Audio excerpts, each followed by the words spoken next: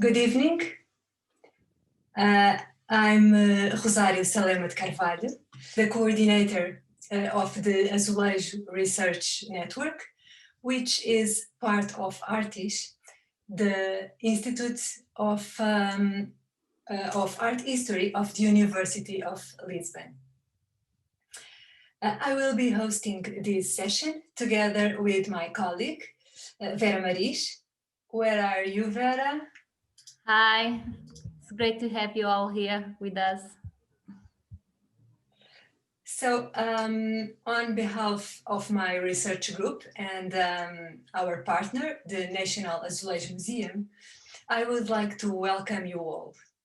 Today we have almost 60 participants from different countries, which is definitely a record number for our monthly lectures. And we have to thank Hans van Lemmen, our invited speaker, who is a renowned figure in this field. Before introducing our very special guest, I would like to point out that the AzLab is commemorating its 7th birthday. Indeed, we started these monthly seminars in 2012. It was a long time ago without masks in our room at the university.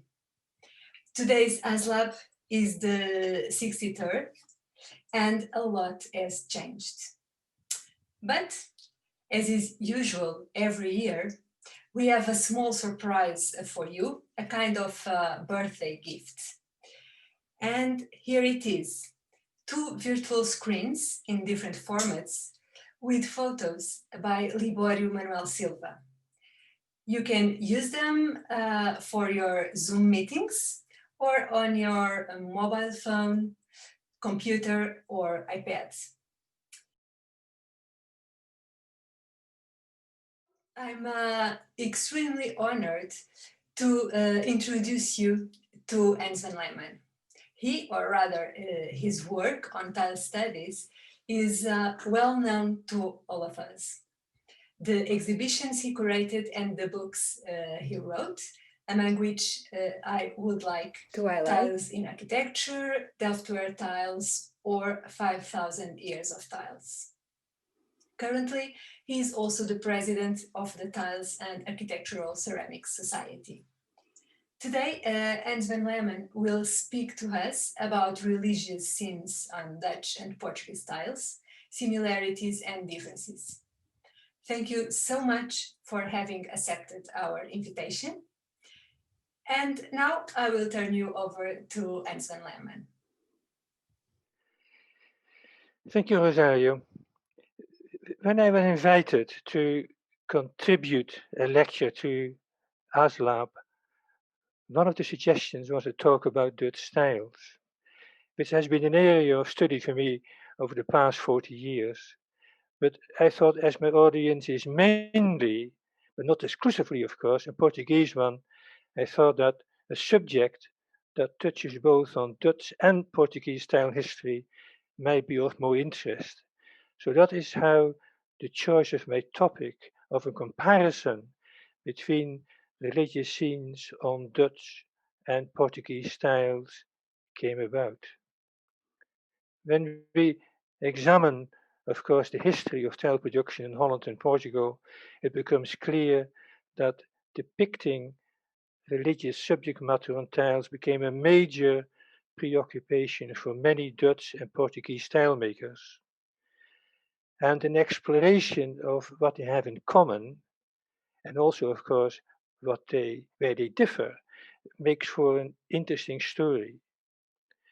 During the first half of my talk, I would like to highlight what I think are similarities between Dutch and Portuguese styles with religious images, and then during the second half, I will examine some of the main differences. Looking at my list of what Dutch and Portuguese styles with religious images have in common, there is more than you might initially think. Tile makers in both countries use the thin glaze technique based on the Italian Majolica methods, and Holland and Portugal share a long history of tile making stretching back over several centuries. Religious scenes are frequently encountered on Portuguese and Dutch tiles, and they were also exported. The Dutch exported them to neighboring European countries, but also further south to Spain and Portugal. They also sent them overseas to Britain and America. The Portuguese tended to send them to their own overseas territories like Madeira, Goa, and Brazil. Blue and white porcelain became available in Europe, and that was also, of course, a major instigator, of course, for the famous change from polychrome to blue and white. Porcelain was brought back by both Dutch and Portuguese sea traders and became much sought after by the well-to-do. Dutch and Portuguese tiles are now also the subject of immense study. Eminent Portuguese and Dutch tile scholars have studied religious scenes on tiles, and investigations are still ongoing. The Dutch and the Portuguese are also very mindful of their own tile heritage, and much of this is now carefully preserved in situ or looked after in museums and private collections. Looking at a map of Europe, we see that Holland and Portugal are both relatively small countries in comparison to their bigger European neighbors. They are both seafaring nations and set up trade connections all over the world. Holland and Portugal established extensive colonial possessions that created great wealth in both countries. And these economic riches led to an increase in the building of churches, monasteries, palaces, public buildings, and houses, and tiles became an established part of Dutch and Portuguese architecture. The timeline of Portuguese tile panels with religious scenes is long. One of the first instances can be found at Quinta de Bacalhau, dated 1565, where it grew and flourished to a peak in the 18th century. And although there was a decline in the 19th century, religious imagery continues to be depicted on Portuguese tiles, and we only have to look at the tile panels in the Casa de Musica in Coimbra to see the truth of that. The timeline of Dutch tiles with religious scenes is not as long as the Portuguese one. Dutch tiles with scenes from the Bible first began to emerge towards the middle of the 17th century, and the focus was on the production of single tiles rather than tile panels. The heyday of the production of biblical tiles was the 18th century, and from there it declined slowly, but production for general consumption in rural areas of Holland was kept up until at least the beginning of the 20th century.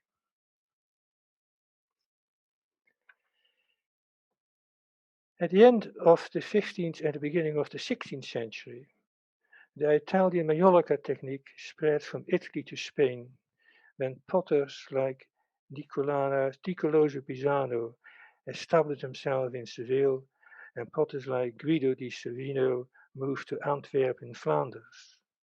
From there, the technique spread to Portugal and the northern Netherlands during the second half of the 16th century. So that is how Portuguese and Dutch tile makers came to share the Italian Majolica technique based on the use of thin glaze. The thin glaze technique involves various stages and procedures, and if we follow the production of a Dutch thin glaze tiles, this is what we would see. It begins with an already fired tile made from red or yellow firing clay. It's also called a biscuit tile, And this is dipped into white thin glaze that covers the entire surface of the tile and gives the tile painter a white ground to work on. If the design has to be placed within a circular frame, the circle has to be drawn first with the aid of a turntable. The next phase is to transfer an already prepared design of which the outlines have been pricked through with a needle. In this particular instance here, we see a tile being made for the restoration of a fireplace with old biblical tiles, and that is why the tile maker is using a design based on a 17th century print showing the Old Testament scene of Jonah and the whale.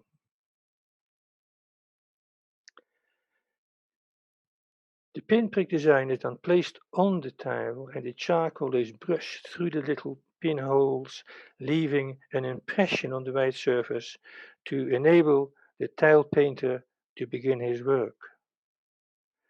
First, the little corner motifs are started and then the outlines of the main design.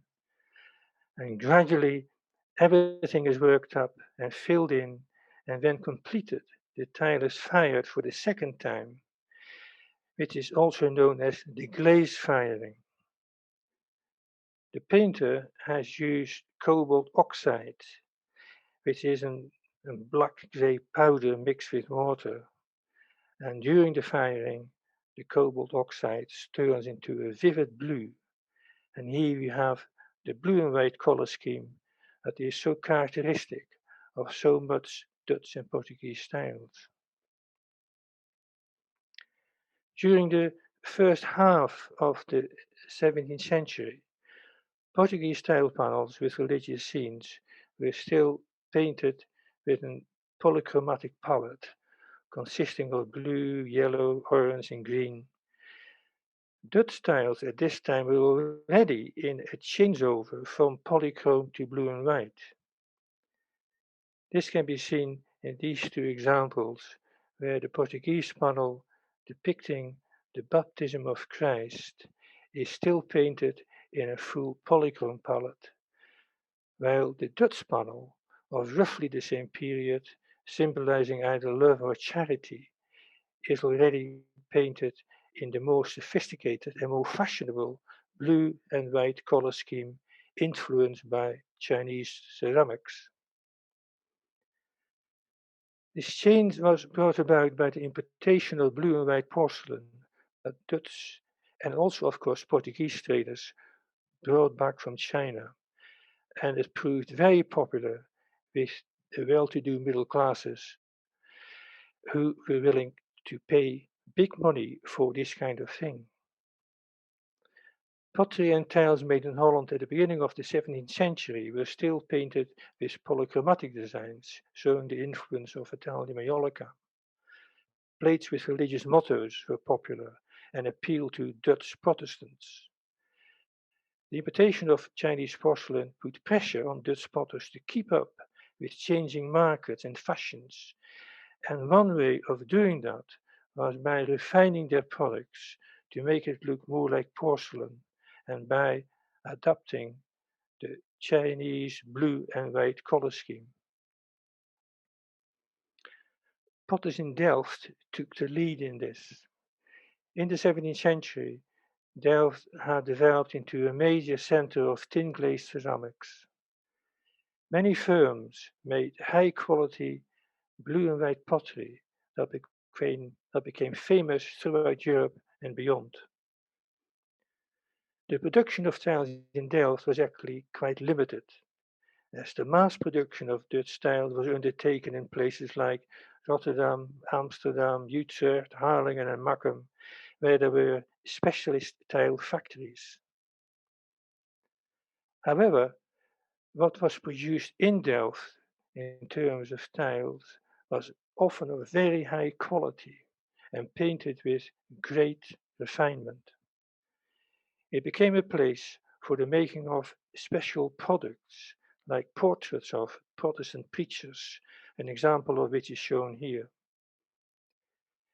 This kind of blue and white painting was not available in Portugal at this time, and that may have been one of the reasons why Portuguese patrons began to place orders for tiles in Holland. A commission for a series of large blue and white tile panels showing scenes from the life of Saint Teresa was given to the tile maker Jan van Oort in Amsterdam, who was able to make tiles with an almost Delft-like quality. They were installed in about 1680 in the Convento do Cordé in Lisbon, where they can still be seen today. The scenes are framed with decorative borders painted in blue and yellow that set off the blue and white panels with great effect.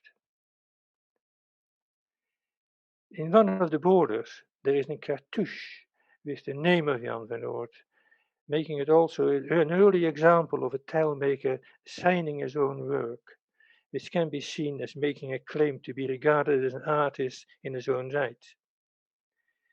His work must have met with approval,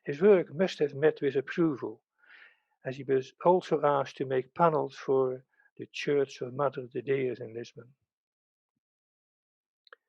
Jan van Oort died in 1699, so when the demand for Dutch tile panels in Portugal continued, another Amsterdam tile maker, Willem van der Kloot, came onto the scene to undertake several of these new commissions.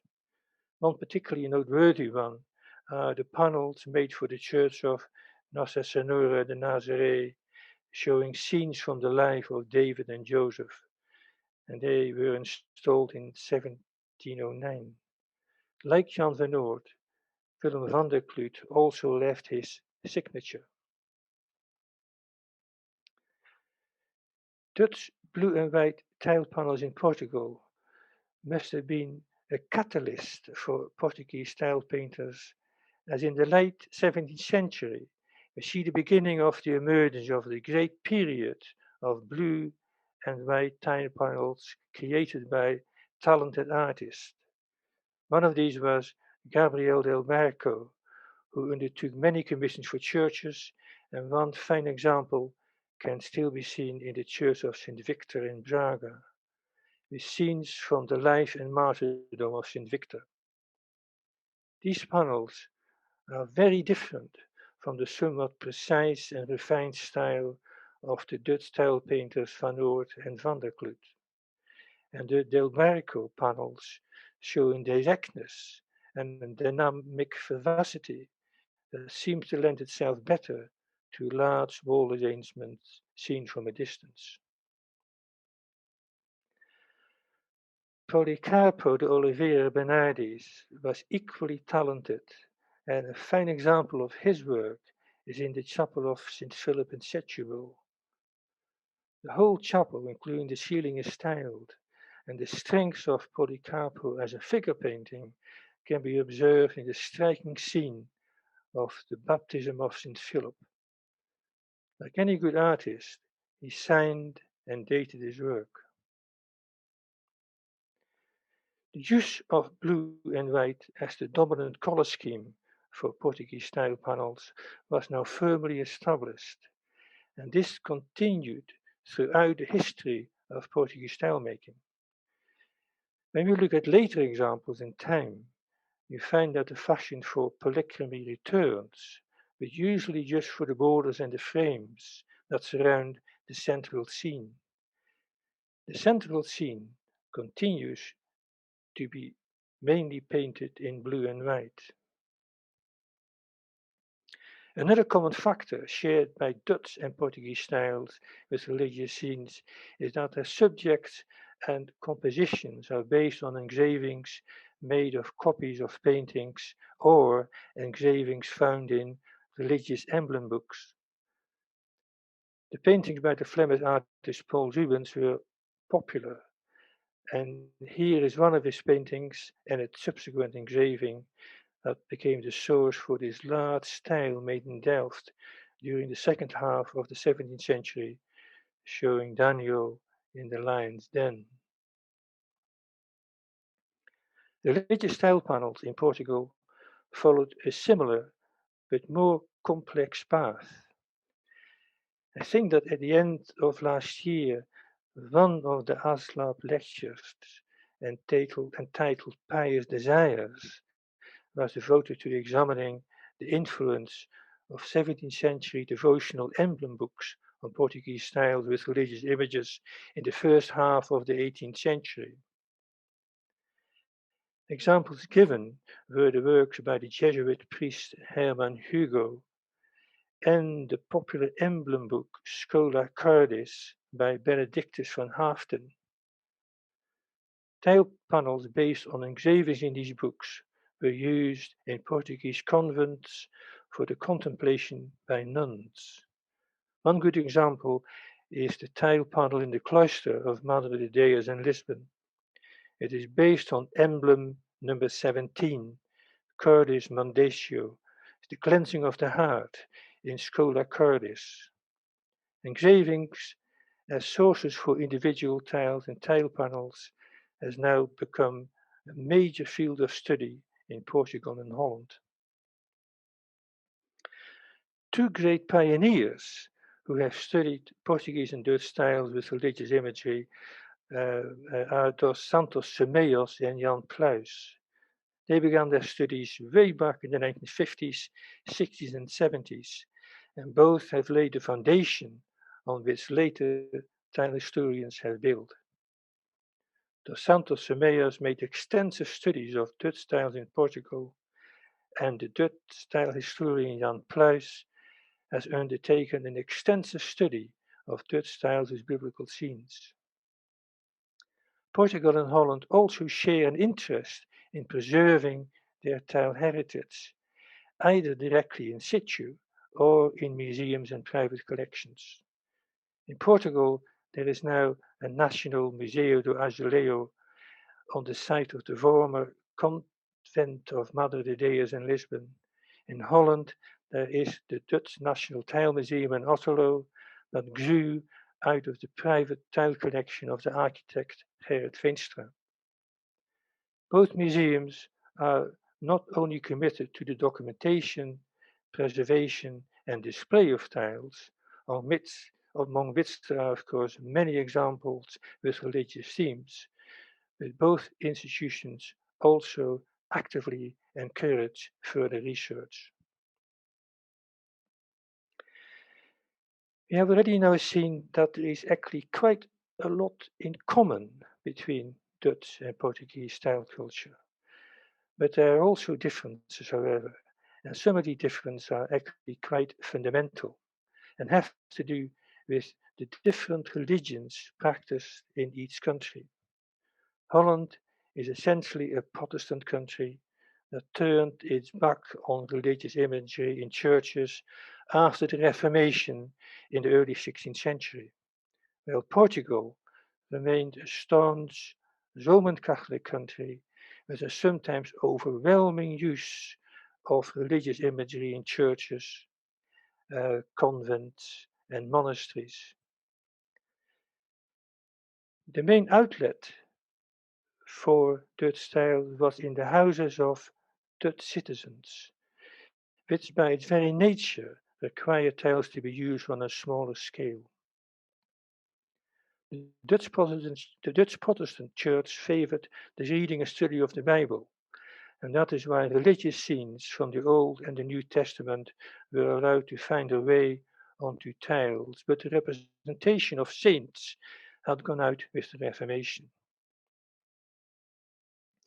These differences become very clear if you look at the interiors of Dutch and Portuguese churches.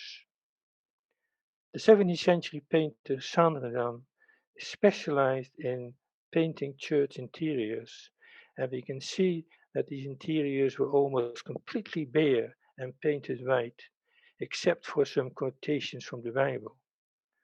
In contrast to this, we have the interiors of Portuguese churches and chapels, which in many instances the walls have all but disappeared under a covering of blue and white tiles with religious imagery. Because the outlet for Dutch styles was not for churches or other religious establishments, but were meant to be used in the relatively small homes of Dutch citizens. The focus on the creation of single independent tiles became very important. Portuguese tile painters sometimes tried a hand at this, but as you can see from this small display in the Tile Museum in Lisbon, the treatment of the designs made by Portuguese tile makers is bigger and bolder than the more precisely and minutely painted Dutch tiles. Dutch tiles with the scenes from the Old and the New Testament became one of the great glories of Dutch tile manufacture. The minutely painted scene set within a great variety of different borders, accentuated by different types of corner motifs, became a much loved aspect of Dutch domestic culture. They were not always painted in blue and white, but also sometimes in blue and purple and white, and sometimes a combination of both blue and purple.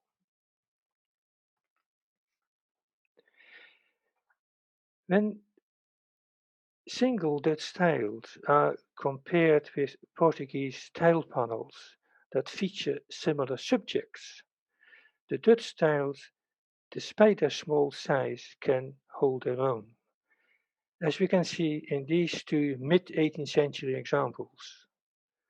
The Portuguese panel shows the two saints St. Peter and St. Marcellinus. They can be identified by their attributes, which are objects they hold in their hands. Peter, as the gatekeeper of heaven, carries a bunch of keys. Marcellinus wears his mitre and holds his crozier, the attributes of a bishop. The Dutch style, painted in purple, shows three standing figures.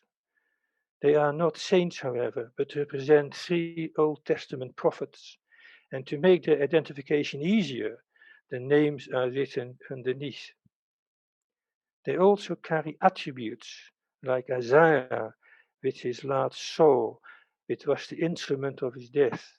Jeremiah holds a stick and an earthenware pot that he would break with his stick, just like God smashes those who defy him.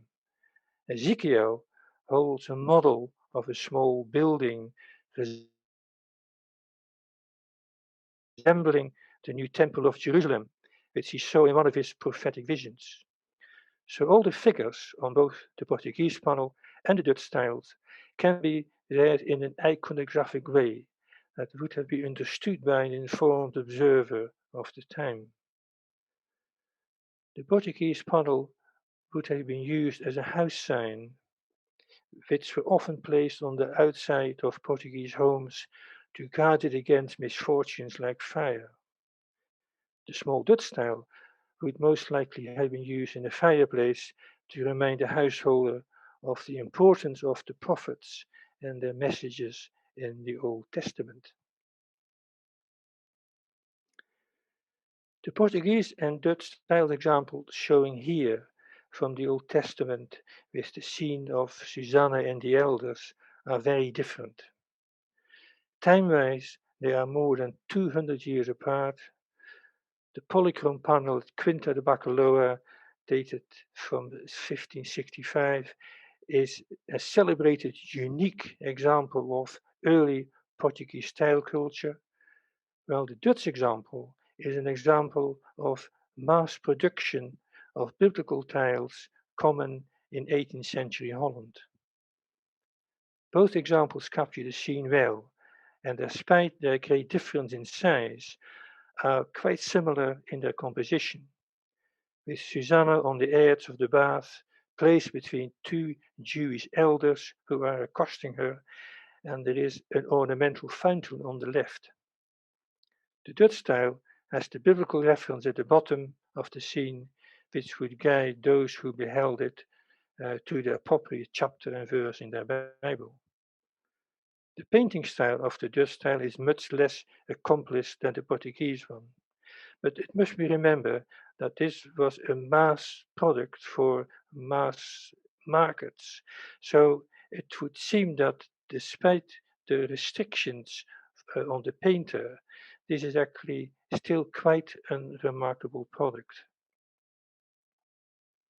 Images of such mass-produced tiles can still be found in old pattern books of Dutch manufacturers.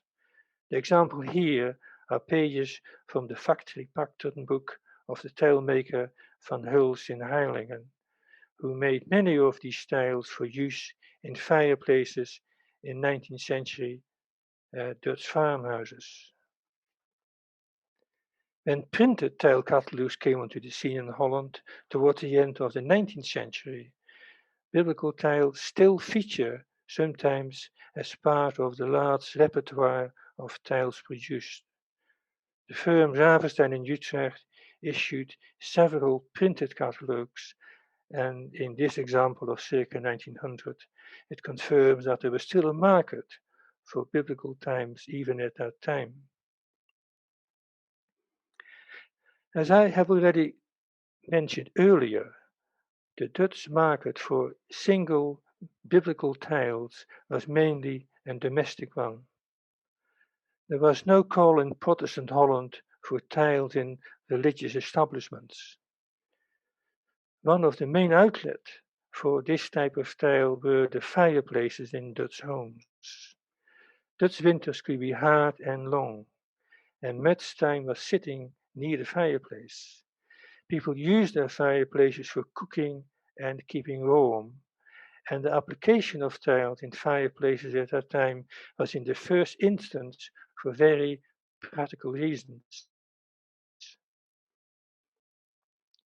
Tile proof, the and the hard shiny surface of the glaze helped to reflect the heat from the fire back into the room. Any painted decorations on tiles, like scenes from the Old Testament, was a secondary consideration, but it proved to be popular as it added color and decoration to the interior, and tiles with biblical scenes were a visual reminder of what the Bible taught you. To know what tiled fireplaces in Dutch homes looked like before the age of photography, we have to look at 17th century and later paintings. The painting of domestic interiors was something of a specialism of Dutch artists, and they conveyed with what they saw with great accuracy. They often depicted women sitting near a tiled fireplace, engaged in domestic work like peeling apples or sewing clothes. In the age of photography, we get a still more accurate impression, and this example of a woman wearing traditional Dutch costume doing her knitting shows that she is sitting in front of a tiled fireplace with actual tiles depicting scenes from the Bible. Reading the Bible was an important part of daily life for Dutch citizens who adhere to the Protestant faith. But that implied a certain level of education. For those that were less well educated and less able to read, there were so-called picture Bibles that consisted of engraved prints showing scenes from the Old or the New Testaments with a simple caption at the bottom of each scene. The prints from these picture Bibles were often copied by tile painters, and this is how scenes from the Bible found their way onto Dutch tiles. Because the market for these tiles were for fireplaces in the homes of Protestant families, they were only decorated with scenes from the Bible, which or the Virgin Mary, so much favored by Roman Catholics, were therefore taboo. It is one of the sad facts of Dutch tile history that so few tiled fireplaces with religious scenes have survived in their original settings. Domestic interiors are subject to constant changes and refurbishments, and much of this tile heritage is now lost. There are, however, still a few examples extant that show what these tiled fireplaces look like in their domestic setting. There is an area in Holland, north of Amsterdam, where the town of Zaandam and its surroundings are famous for their wooden houses. A wooden house needs a very secure fireplace, and large fireplaces constructed from brick and lined with tiles were a notable feature of houses in this area. The Protestant homeowners would have them lined with tiles, probably made in nearby tile production centers like Amsterdam or Haarlem.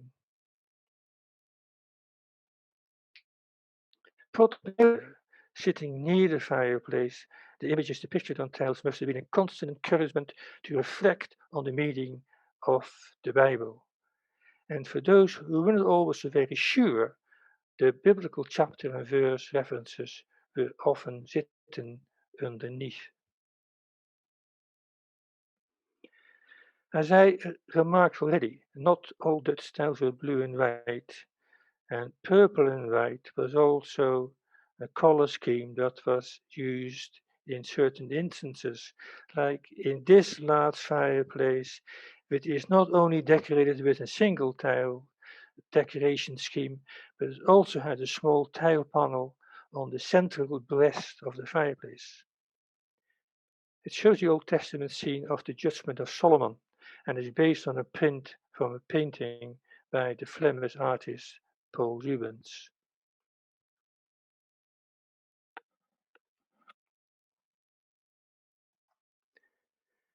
At the Open Air Museum in Arnhem in the Netherlands, they have re-erected original 19th century farmhouses, and many of them have tiled interiors. From a distance, these blue and white tiles here look like landscape tiles with trees, but on closer inspection, they show very small biblical scenes wedged between the trees, with scenes like this one that shows Jesus rising from the grave. Dutch tiles with scenes from the Bible were also exported to Britain and America, where examples can still be found today. Like in Holland, people would gather around the open fireplace in the winter, and the many small scenes on the tiles would have created some diversion during the long, dark evenings. The idea of sitting close to a fireplace lined with biblical tiles also found its way into literature.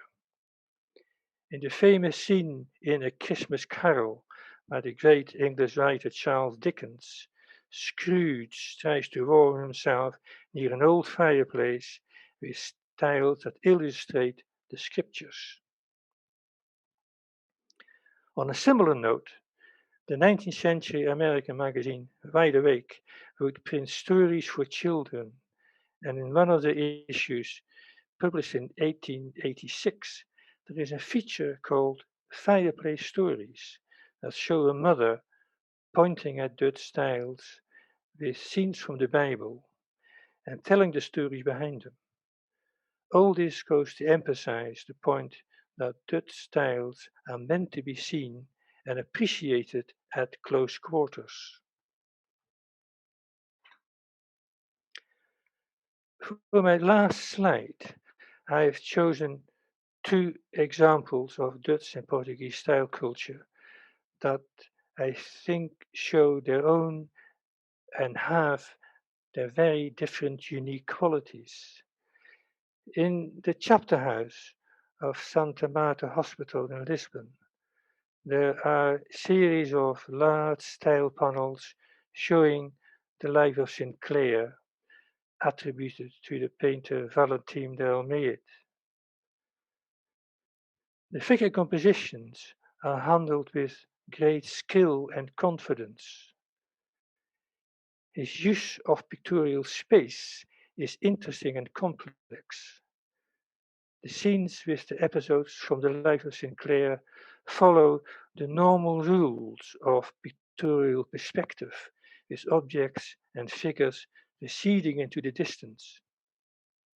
but the ornately painted frames surrounding the panels are clever illusionistic devices that seem to trick the eye, as they appear to project outwards from the wall towards you, and yet everything has been painted on the flat surface of the tiles. The best place to stand is in the middle of the room, at some distance from the panels, where the trompe-l'œil effects of the illusionistically painted borders surrounding the pictorial scenes are at their most convincing. In contrast, the large fireplace in the Dutch National Tile Museum in Otterlo, decorated with tiles with scenes from the Bible that came, I think, from a house in the Zaandam region, demands a very different response.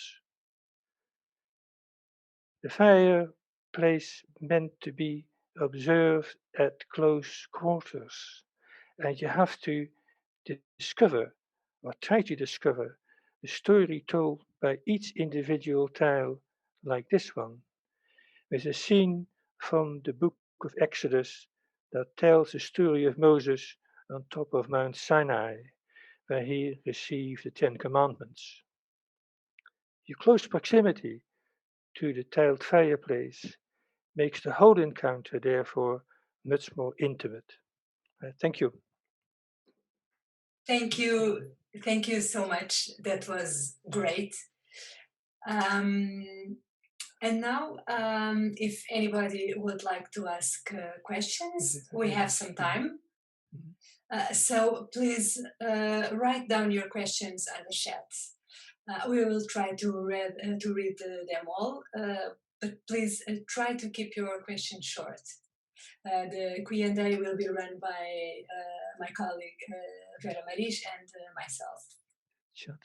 The question is, where did the cobalt come from? Right? I think, as far as I know about things like pigment, I think cobalt came from faraway places like Afghanistan and even Iran. So, because of these exotic places, and then if you think that it has to be then transported from Afghanistan or Iran to Europe, that cobalt blue actually became quite an expensive pigment. So, you can see from there, you hear these stories sometimes when tile painters make panels, that sometimes they sort of try and not use as much cobalt blue as they should. But generally speaking, cobalt is an expensive pigment, right? So that actually added an extra cachet, I think, to the product as such. Here's a question about see, but the question is, do you know if Jan van Oort did other tile panels commissioned similar to the one at Convent of Cadere in Lisbon? Yeah, I remember I mentioned he also did some of the giant panels in Madre de Deus. You see, so at least he did more than one. And then you get, of course, Van der Kloot, doing various commissions, not just for churches, but also, if my memory serves right, for at least one of the great palaces in Lisbon, which has now been demolished and the panels has been dispersed. So I think the Dutch tile makers Jan van Oort and Van der Kloot got multiple commissions, which at least seems to imply that what they did must have found with approval and satisfaction. What is the reason for having no religious tiles, I presume, in the churches, but I presume this must be done the Dutch churches? Because remember, you see, when Holland experienced the Reformation, it was very much to do with the reaction against the profusion of images in the medieval times with saints and reliquaries and what have you. So I think that notion of doing away with pictures of saints became, one of the main drives behind the Protestant faith.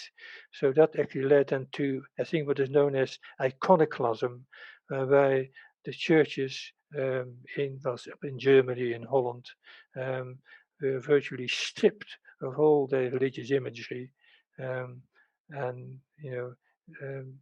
the study of the Bible and the Scripture became the main focus. Also, I think, of course, with the Protestant faith, it is more to do, I think, with you are or can be in direct connection with God. Well, of course, in the Roman Catholic Church, this has to go, of course, via the person of the priest. Here's a question about the success of biblical scenes related to exportation. We can find these all over Europe and abroad. I presume, yes, actually, because I presume the export of biblical tiles could even, of course, go to Southern Europe, right, as well as to Northern Europe. So I think biblical scenes will be, of course, in demand in Roman Catholic countries as well as in Protestant countries. So I think, therefore, the production of biblical tiles took on an enormous quantity, particularly in the 18th century. So they are quite a remarkable product of Dutch style culture. Here's a question that's fair enough. It says actually there was already a small tradition of biblical scenes on Dutch style panels in the 17th century, slightly earlier than they intimated. It mentioned Hans Bernhard Vierleger in Haarlem. If I remember correctly, I think some of these scenes by Hans Bernhard Vierleger, who was active in Haarlem, also found a way onto plates. So fair enough. Of course, religious imagery as such was already in evidence fairly on in the 17th century, but I presume still on a relatively small scale. So the actual production of single tiles with religious images really, I think, took off in terms of quantity after the middle of the 17th century, and of course it reaches heyday in the 18th century. They were, of course, also in terms of cost. If I remember what Jan Pluijs wrote in his book about biblical tiles, I think he seems to indicate that Dutch tiles with biblical scenes were quite expensive, because all these little pictures had to be painted by hand, and that takes time, you see. So I think biblical tiles were, even though they were a mass-produced product, they were still expensive to make. Yeah. But you can see why, because obviously, some of the decorations are really quite remarkable. Yeah, here, I see a question about censorship of representations in Baroque Portuguese styles. I presume actually, when you remember when I showed you the panel in Quinta de Bacaloa of Susanna accosted by the elders, that is actually quite an explicit sexual scene, you see. So I can see that perhaps some people will be a bit worried about that in terms of bringing that out in the public domain. So I think, is this the last of the questions on chat? I can't see any. We have here's a question was answered. But what is the name? What is the name in Dutch azuleo? Where is the name for the Portuguese? Remember, remember the Dutch word for tile is tegel, isn't it? Tegel. I think the word tegel, I think, has its etymological source in the Roman word tegula, although the Roman word tegula is meant to be an azoufstyle, you see. And of course, the word azuleo, as far as I know, in Portugal, of course, is of Arabic origin. So thank you again, Hans van Lemmen, for this amazing evening. And thank you all for joining us. I would just like to remind you that the next AzLab will be on February 24th with Aidan Agabali from the Politecnico di Milano to talk about Islamic geometric motifs in Portuguese styles. So have a very nice evening or afternoon or morning, depending on where you are. I think we had participants from all over the world today. So thank you and bye. And okay, and thank you all for listening. Thank you. Thank you.